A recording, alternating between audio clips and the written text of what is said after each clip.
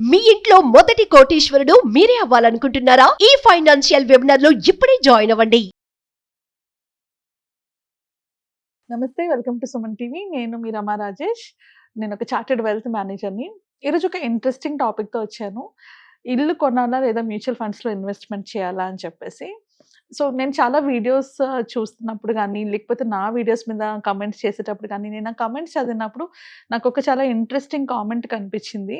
So ఇవాళ ఆ కామెంట్తోనే నేను ఈ పర్టికులర్ వీడియోని చేస్తున్నాను అనమాట. బికాస్ ఇట్లాంటి చాలా రాంగ్ అండ్ మిస్ అజంప్షన్స్తోని చాలామంది ఉన్నారు. సో ఈ పర్టికులర్ వీడియోతోని ఇల్లు కొనాలా, మ్యూచువల్ ఫండ్స్ తీసుకోవాలన్న దానికి completely I want to break all the myths. ఆ మిత్స్ అనేవి కూడా బ్రేక్ చేయాలనుకుంటున్నాను. సో అతను ఏమన్నారు ఈ పర్టికులర్ కామెంట్లోని, 80 లక్షల ప్రాపర్టీ తీసుకున్నాను, దీంట్లోని ఇప్పుడు అది 1,40,00,000 అయింది. సో నాకు 60-70% ప్రాఫిట్ వచ్చింది, ఆర్ 60-70% నేను గెయిన్ అయ్యాను అని చెప్పేసి అంటున్నారు. 60-70% గెయిన్ ఇన్ 6 to 7 years అంటే పర్ యానం ఎంత వచ్చిందండి రిటర్న్ మీకు? పర్ యానం రిటర్న్ ఓన్లీ 10% వచ్చింది.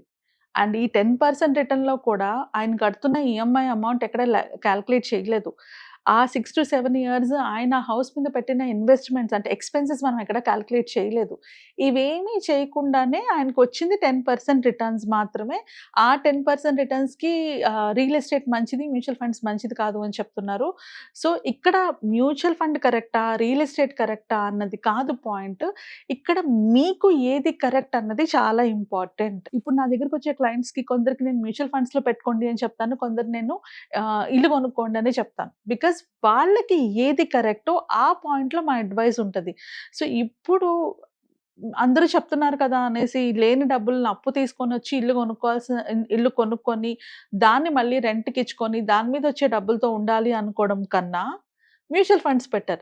సో మీరున్న సిట్యుయేషన్ బట్టి, మీరున్న ఏజ్ బట్టి, మీరున్న ప్లేస్ బట్టి, మీ రిస్క్ కేపబిలిటీ బట్టి ఏది కరెక్ట్, ఏది రాంగ్ అన్నది ప్రతి మనిషికి కూడా మారిపోతుంది. సో మ్యూచువల్ ఫండ్సే కరెక్ట్ కాదు, అలాగే ఇల్లు కొనుక్కోవడమే కరెక్ట్ కాదు. ఈ రెండిట్లో ఒక్కొక్కరికి ఒక్కొక్క ఆప్షన్ రావచ్చు. అది కంప్లీట్‌లీ మీ ఫైనాన్షియల్ స్టేటస్ మీద, మీరుంటున్న స్టేటస్ మీద డిపెండ్ అయి ఉంటది. So and most important thing ఇక్కడ ఇల్లు బెటరా, మ్యూచువల్ ఫండ్ బెటరా అనుకునేటప్పుడు తెలుసుకోవాల్సిన ఇంకొక పాయింట్, మనం ఎప్పుడైనా కూడా ఇలాంటి ఫిక్స్డ్ అసెట్స్, రియల్ ఎస్టేట్ అన్నది ఫిక్స్డ్ అసెట్ అంటాం అనమాట. అంటే ఏంటి అంటే మనం ఆ అసెట్‌ని ఈజీగా అమ్ముకోలేము. అది ఒక ప్లేస్‌లో ఫిక్స్ అయిపోయింది. ఇమ్మూవబుల్ అసెట్ అంటారు. దాన్ని ఎక్కడ మూవ్ చేయలేము. సో ఇలాంటి అసెట్స్ మీద మనం ఇన్వెస్ట్ చేసేటప్పుడు దాని మీద మనకి ఏదైనా అవసరం వచ్చినప్పుడు దాన్ని ఫాస్ట్‌గా సెల్ చేసుకోలేము. సో ఏదైనా మనకి గోల్స్ ఉన్నప్పుడు అలాంటి ఇమ్మూవబుల్ అసెట్స్ మీద పెట్టకూడదని యాజ్ అ ఫైనాన్షియల్ అడ్వైజర్ మేము చెప్తూ ఉంటామనమాట. రీజన్ ఏంటి అంటే మీకు అర్జెంట్‌గా ఇప్పుడు ఫర్ ఎగ్జాంపుల్ అది 1,40,00,000 అయింది ఆ ప్రాపర్టీ, ఒప్పుకుంటాను. కానీ ఇప్పుడు మీకు అర్జెంట్‌గా ఏదో అవసరం వచ్చింది, ఒక 50,00,000 కావాలి. ఆ ప్రాపర్టీలోని ఒక రూమ్ అమ్ముతారా? లేకపోతే ఒక గార్డెన్ అమ్ముతారా? ఏం అమ్మగలరు? దాని మీద ఆల్రెడీ లోన్ ఉంది. మళ్ళీ ఇంకొక లోన్ తీసుకొని మీరు ఇచ్చేసుకోవాలి. రైట్? అదే మ్యూచువల్ ఫండ్స్‌లో అనుకోండి, మనం మ్యూచువల్ ఫండ్స్‌లో ఇన్వెస్ట్ చేస్తే దాంట్లో హాఫ్ పైన మనం సెల్ చేసుకోవచ్చు కదా! అంత వర్త్ మనం సెల్ చేసుకునే ఆప్షన్ ఉంటుంది కదా! సో లిక్విడిటీ అన్నది మనకి ఆ అసెట్‌లో ఉండదు. సో లిక్విడిటీ ఆ అసెట్‌లో ఉండదు కాబట్టి ఏదైనా మనం ఒక గోల్ రిలేటెడ్‌గా ఆ అసెట్‌ని గనక, రియల్ ఎస్టేట్‌ని గనక వాడుకుంటూ ఉంటే ఆ గోల్ టైం కల్లా అది మనం సెల్ చేసుకోగలిగే పొజిషన్‌లో ఉన్నప్పుడే దాని మీద ఇన్వెస్ట్ చేయాలి. So most of the time ఎప్పుడు మేము రియల్ ఎస్టేట్ రైట్ అడ్వైస్ అని చెప్తామంటే, మీ గోల్స్ అన్నీ తీరిపోయాయి. So you still have more money. అంటే మీ గోల్స్ అన్నిటికి కూడా మీరు ప్లాన్ చేసుకోగా, అన్ని ఇన్వెస్ట్మెంట్స్ ప్లాన్ చేసుకోగా ఇంకా ఎక్కువ మనీ ఉండేటప్పుడు ఇలాంటి ఫండ్స్‌లో, ఇలాంటి అసెట్స్‌ని బిల్డ్ చేసుకోవడంలో పెట్టుకుంటే ఫ్యూచర్‌లో మీకు ఇవి గ్రో అవుతాయి. అంతేగాని మీ గోల్స్‌కి ఇంకా సరిపడా అమౌంట్ లేదు, కానీ లోన్ తీసుకొని, ఇల్లు తీసుకొని ఆ ఇంటిని నేను ఒక అసెట్ కింద అనుకుంటున్నాను అంటే దాన్ని నేను అసెట్ అని చెప్పలేము. ఎందుకు అంటే ఫస్ట్ ఆఫ్ ఆల్ మీరు అది లోన్ తీసుకొని ఆ ఇల్లు తీసుకుంటున్నారు. అండ్ సెకండ్ థింగ్, ఒక 20 years కమిట్మెంట్ ఇస్తున్నారు ఆ పర్టిక్యులర్ అసెట్‌ని ఫుల్‌ఫిల్ చేసుకోవడానికి. దీంట్లో మీకొచ్చిన ప్రాఫిట్ ఎంత ఉంటుందండి? ఈఎంఐకే మీకెళ్ళిపోతుంది చాలా అమౌంట్. ఆ పైన మళ్ళీ మీ ఎక్స్‌పెన్సెస్ ఉంటాయి. ప్రతి రియల్ ఎస్టేట్, ఎలాంటి రియల్ ఎస్టేట్ ప్రాపర్టీ అయినా కూడా మీకు మీకు ఎక్స్‌పెన్సెస్ ఉంటాయి. ఆ ఎక్స్‌పెన్సెస్ లైక్ ప్రాపర్టీ టాక్సెస్ ఉంటాయి. ఇవన్నీ కాకుండా పైగా లాస్ట్‌లో వచ్చిన అమౌంట్ ఏదైతే ఉంటదో దాని మీద మళ్ళీ మీకు టాక్సెస్ పడతాయి. సో, ఆ తర్వాత కూడా ఒక రెస్ట్రిక్షన్ ఉంటుంది రియల్ ఎస్టేట్‌లోని. మనం రియల్ ఎస్టేట్‌లో కొనుక్కున్న అమౌంట్‌ని మళ్ళీ అందులో వచ్చిన ప్రాఫిట్‌ని మళ్ళీ ఇంకో రియల్ ఎస్టేట్‌లో పెట్టుకోవాలి అనేసి. సో, అలా ఇంకొక ప్రాబ్లమ్. ఒకవేళ అలా కాకపోతే బాండ్స్ ఉంటాయి. మనం బాండ్స్‌లో పెట్టుకోవచ్చు. బట్ 5 ఇయర్స్ పాటు ఆ బాండ్స్‌లోని మనం ఇన్వెస్ట్ చేసుకోవాలి. మనకక్కడ 5% to 6% కన్నా రిటర్న్స్ రాదు. సో, ఇన్ని ప్రాబ్లమ్స్ ఉన్నప్పుడు మీరే చెప్పండి. బయింగ్ ఎ హౌస్ బెటరా? లేకపోతే మ్యూచువల్ ఫండ్స్ బెటరా? మ్యూచువల్ ఫండ్స్‌లోని మీకు మెయింటెనెన్స్ ఉండదు. మీకు ఎవ్రీ ఇయర్ దాని మీద ఎక్స్‌ట్రా ప్రాబ్లమ్ ఉండదు. మీ చేతిలో ఉన్న డబ్బులు మీరు ఇన్వెస్ట్ చేసుకుంటున్నారు. లెట్స్ సే మీరు ఈ 20,000 ఈఎంఐకి కట్టుకునే అమౌంట్ ఉందంటే 20,000 మీరు మ్యూచువల్ ఫండ్‌లో ఎస్ఐపి చేసుకుంటున్నారు. లేదు నేను 50,000 ఈఎంఐ చేసుకుంటున్నాను అంటే 50,000 అది ఎస్ఐపి చేసుకుంటున్నారు.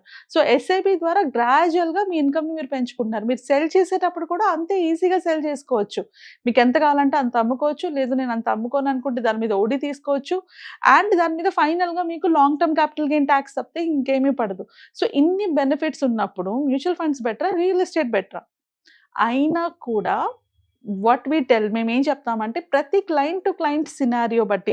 బికాజ్ ఇల్లు అన్నది ఒక ఎమోషన్ అండి. ఇల్లు ఆర్ రియల్ ఎస్టేట్ అనేది ఒక ఎమోషన్ జనాలకి. So, client to client we will advise. వాళ్ళకున్న సిట్యుయేషన్స్ బట్టి మా అడ్వైస్ మారుతుంది. అలాంటి డెసిషన్ మీరు తీసుకోగలిగినప్పుడు ఓకే. నేను ఇలాంటి ఒక మంచి ప్రాపర్టీ తీసుకోగలుగుతున్నాను. ఆర్ ఇలాంటి ఒక మంచి చాలా తక్కువ వాల్యూకి నాకు ఒక మంచి ప్రాపర్టీ దొరికింది. అలాంటి సిట్యుయేషన్స్‌లో డెఫినిట్‌గా real estate is a good option.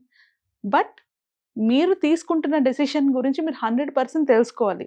And real ఎస్టేట్‌లోని 3 important points ఉంటాయి. ఇప్పుడు రైట్ నౌ రియల్ ఎస్టేట్‌లో మనకేమవుతుంది? అన్నీ ఓవర్ ప్రైస్డ్ ఉన్నాయి. ఓవర్ వాల్యూ ఉన్నాయి. At least in Hyderabad. హైదరాబాద్‌లోని ఒక్కొక్క ప్రాపర్టీ 1,00,00,000, 1,50,00,000 అది ఊరు కోసం మీకు 1,00,00,000, 1,50,00,000 అంత ప్రాపర్టీ వాల్యూ ఉంది. సో, మీరు అంత పెట్టి ఇప్పుడు కొనుక్కుంటున్నారు. ఆ తర్వాత అది ఇంకా అప్రిషియేట్ అవుతుందన్న బిలీఫ్‌తోని. సో, ఓవర్ ప్రైస్డ్ ఉన్నప్పుడు మీకు రెంట్స్ రావు. ఆర్ రెంట్స్ వస్తే మీకు ప్రాపర్టీ ఎక్స్‌ట్రా వాల్యూ పెరగదనమాట. అంటే ఫ్యూచర్‌లోని దాని అప్రిషియేషన్ ఉండదు. సో, ఎప్పుడైనా గూడా మనం ప్రాపర్టీ తీసుకునేటప్పుడు మైండ్‌లో పెట్టుకోవాల్సిన 2 ఇంపార్టెంట్ పాయింట్స్ ఏంటి అంటే, మనకి దాని నుంచి వస్తున్న రెంట్స్ ఎంత వస్తున్నాయి. సో, ఐదర్ రెంట్స్ మీకు 6% రెంట్స్ వచ్చి ఆ ప్రాపర్టీ అప్రిషియేట్ అవుతుంటే then it is a good option.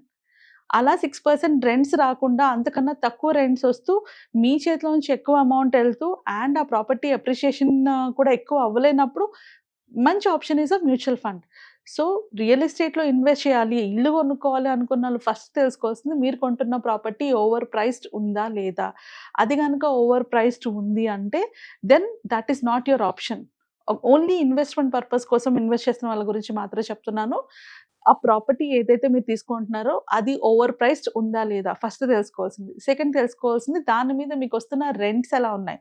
ఇప్పుడు సేమ్ రూ. 1,00,00,000 తీసుకొనెళ్ళి మీరు మ్యూచువల్ ఫండ్స్‌లో పెట్టుకుంటే రూ. 1,00,00,000కి మీరు 50,000 పర్ మంత్ తీసుకోవచ్చు.